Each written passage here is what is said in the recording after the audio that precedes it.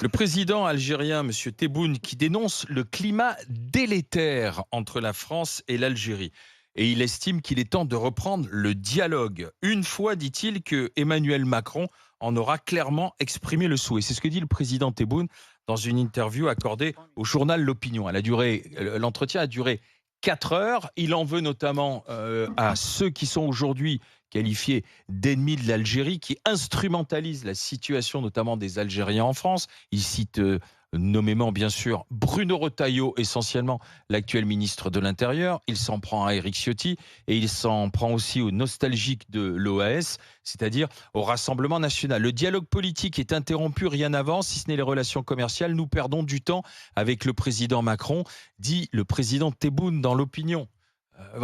Assez sec, assez sévère. Alors pour lui, il y a 4 personnalités qui trouvent grâce à ses yeux, qui pourraient être des messieurs bons offices ou mesdames. Oula. Il y a Dominique de Ah Villepin, bah tiens. il Ah y bah a on est étonnés. Jean-Pierre Chevènement, il y a Jean-Pierre Raffarin Ah et bon. Ségolène Royal. Et puis hier, fatalité, j'étais avec délire. Ségolène Royal sur le plateau Ouais. de BFM TV pour une discussion Ah. sur l'Algérie et je lui ai posé la question de l'Algérie. Voilà ce que dit Madame Royal.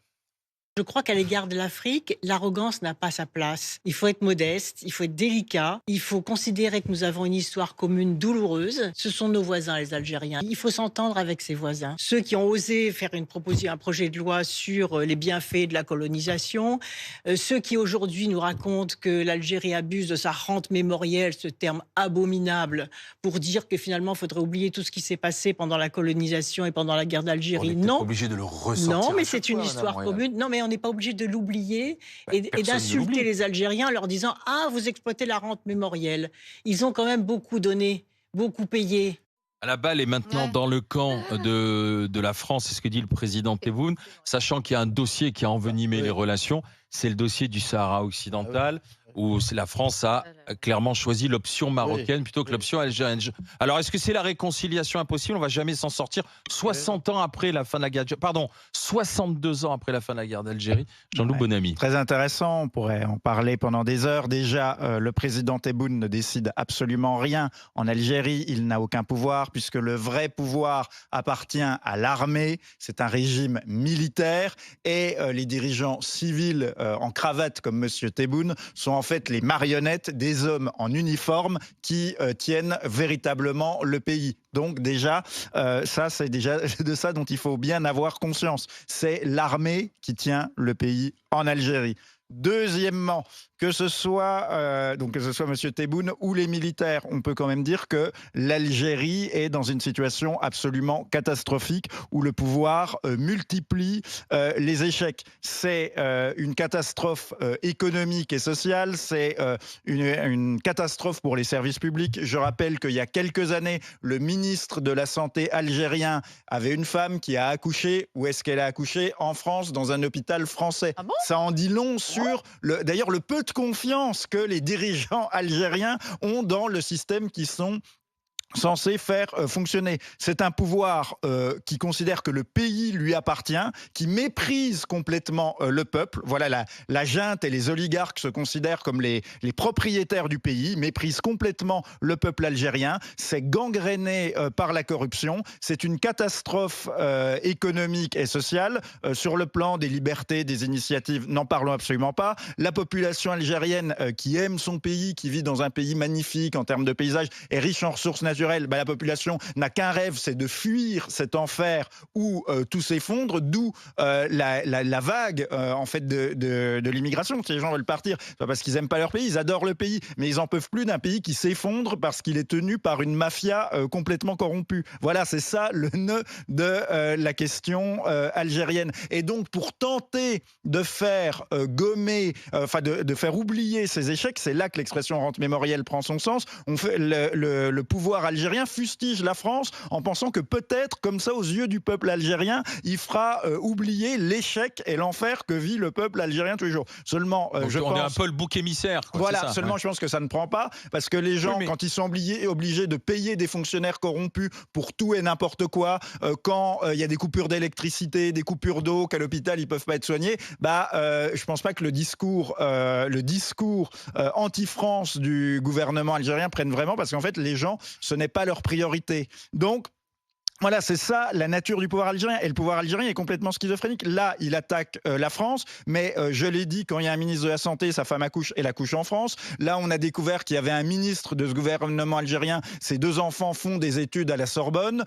Ils ont la nomenclature algérienne a des visas pour se rendre en France, se faire soigner en France, sans S'acheter aucune... des appartes en Voilà, France. s'acheter des appartes en France, avoir des comptes c'est bien, bancaires où ils mettent Fonctionner l'argent. l'immobilier. Avec l'argent de la corruption, ils achètent des appartements à Paris, ils ont Ça des comptes s'appelle les biens bancaires mal acquis. en France. Et Oui, mais donc, voilà, c'est une ça fois qu'on a dressé ce constat accablant, Oui, mais- ça reste un partenaire. Ah bah Non. bien sûr. Non, mais Non, c'est mais pas- ça reste quelqu'un si- avec qui il faut dialoguer Voilà. avec tout le monde de toute façon. Ça reste un Mais, partenaire. On a des et accords simplement- commerciaux. On a des accords commerciaux importants avec Et sur l'Algérie. l'histoire quand même de ce qu'on appelle la rente mémorielle, eh bien, je tiens à rappeler que le pouvoir qui se dit bon, Yannick. du FLN, issu du FLN de la guerre d'Algérie, n'est absolument pas un pouvoir issu du FLN, puisqu'en fait, les combattants du FLN qui avaient combattu contre la France ont été éliminés, et c'est bien souvent des anciens cadres algériens de l'armée française qui se sont retournés au dernier moment contre la France en 61 ou en 62, qui ont pris le pouvoir, et que tous ceux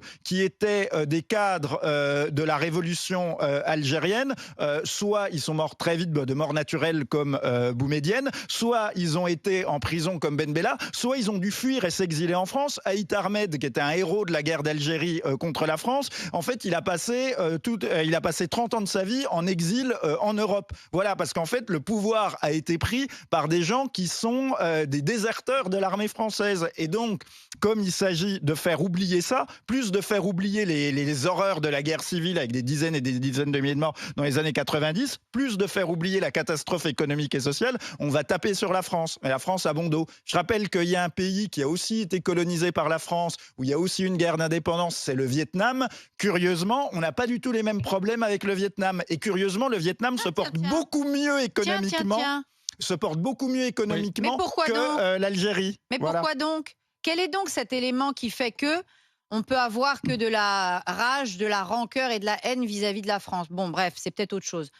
Mais, Mais à mon avis, le madame... problème n'est pas dans le peuple algérien. Non, non, je ne sais pas pourquoi, juste madame... un dernier point, je rappelle quand le président algérien dit que c'est nous qui aurions ouvert les hostilités, Boualem Sansal, c'est pas nous qui l'avons mis en prison, alors que c'est aussi, en plus d'être un citoyen algérien, un citoyen français. C'est une affaire scabreuse, c'est ce que dit le président Tebboune à Ah oui, ça propos c'est de sûr que Boualem c'est très Sansal. scabreux. Mais Il voilà, dit c'est pas nous qui c'est une affaire scabreuse qui vise à déstabiliser l'Algérie. En prison.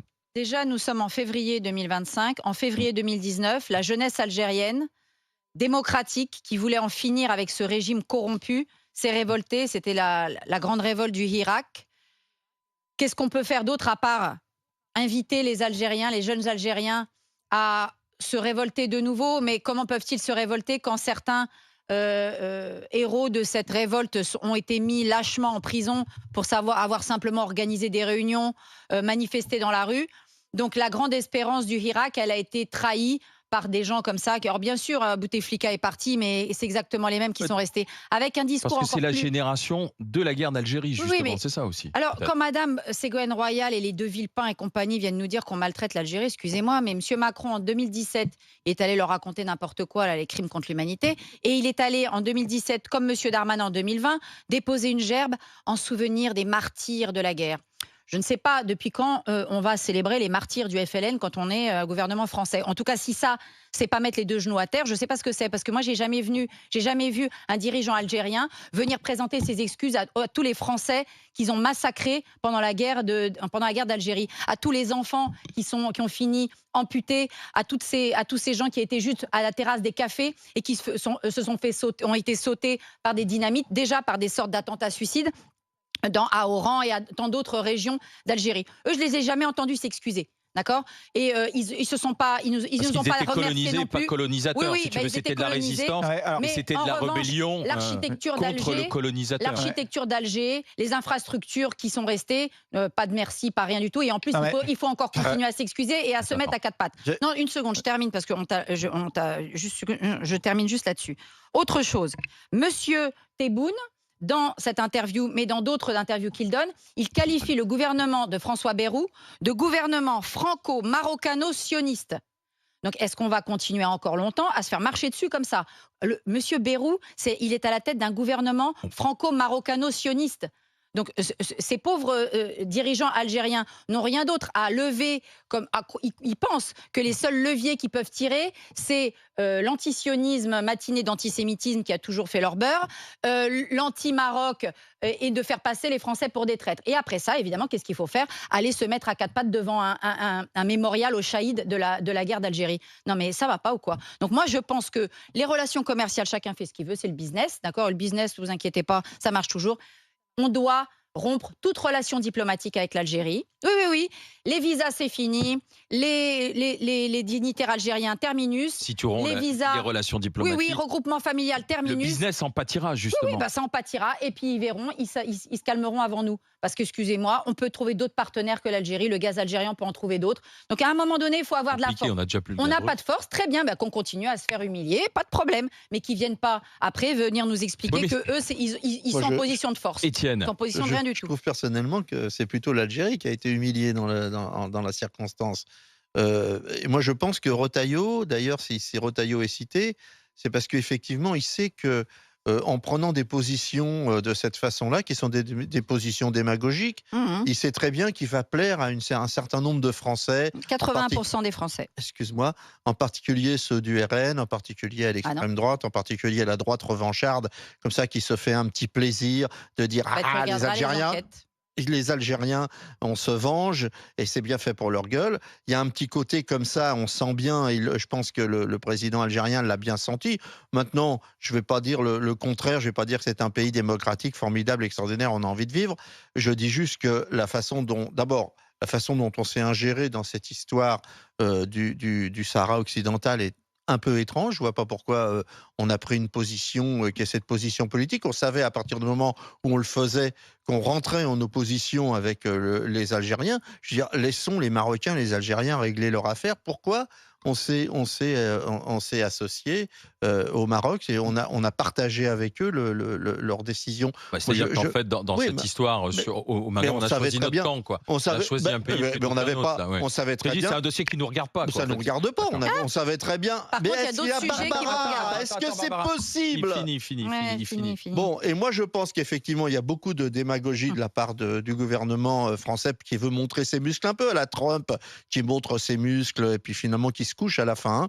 Et donc on est là-dedans. Et moi je comprends qu'ils se sentent humiliés. Après sur les questions, il y a eu beaucoup quand même de choses qui ont été écrites. On ne parle pas que de la guerre d'Algérie, on parle de toute l'histoire de colonisation.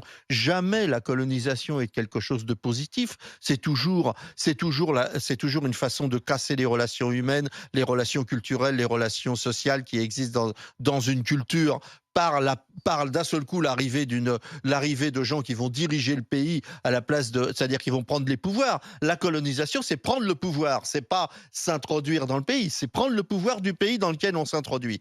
C'est un cas particulier. Oui, aujourd'hui, tout le monde est à peu près d'accord pour dire que de toute façon, même quand la colonisation est volontairement positive, elle est toujours négative par rapport à ce qui se passait dans le pays. Même si on a construit des autoroutes et puis des hôpitaux et puis des villes, en réalité, quand on fait le bilan, c'est plutôt la façon dont on a cassé les relations interpersonnelles. On est d'accord, mais ça fait 63 ans je suis tout à fait d'accord. Donc, si tu veux, c'est et le Vietnam ne vient pas nous. Mais le Vietnam, il a une histoire totalement différente de l'Algérie, notamment sa colonisation a été fort différente. D'abord parce que ça n'a pas du tout été la même façon de prendre le pouvoir. Ensuite, il a eu son démêlé avec les États-Unis et énormément de fric qui ont été investis de la part des Américains, qui n'a rien à voir sur le plan économique. Et je te l'accorde enfin que effectivement en Algérie on peut pas dire que c'est un pays qui vit sur la démocratie. J'ai même pas parlé de la démocratie, j'ai dit que c'était une catastrophe, service public, économique, social, corruption. On va continuer la discussion,